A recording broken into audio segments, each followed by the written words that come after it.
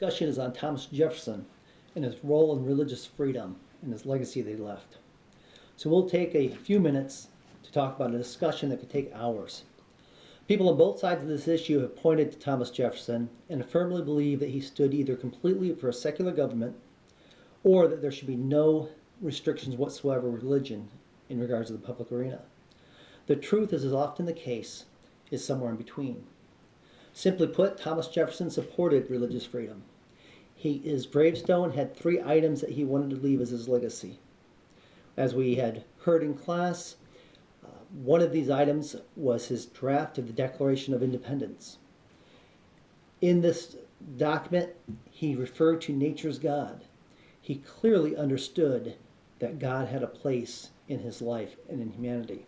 Although he was referred to as not being very religious, he had a clear understanding of at least Jesus' words in the Bible as he developed a book based strictly on the words and actions of Christ.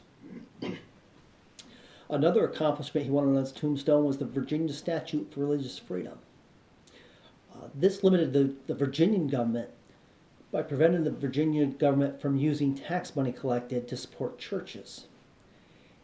And it indicates the importance to him of religious freedom, because he didn't want just certain churches supported.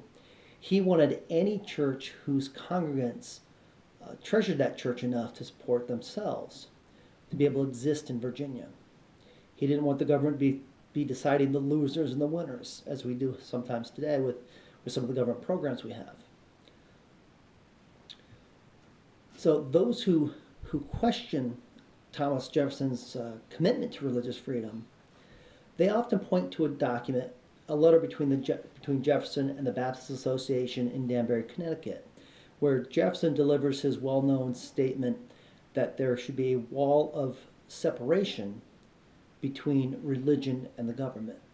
But what Jefferson is saying here is not that religion should not have an impact in government. In fact, he states that no law, and this is a quote, no law respecting an establishment of religion or prohibiting the free exercise thereof should be established, thus building a wall of separation between the church and state.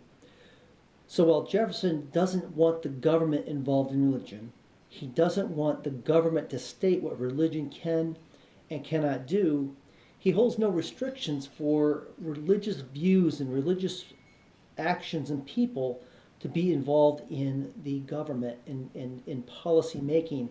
He believes that the government is there as a moral presentation of providence from God, as he declares, as he talks about the revolution, that God had been involved in providing the victory for the American Revolutionary soldiers. So it's clear to me that this nation, while erroneously pushing religion out of the public square, that they have failed to keep Jefferson's legacy and keep the government out of religion. Thanks for listening.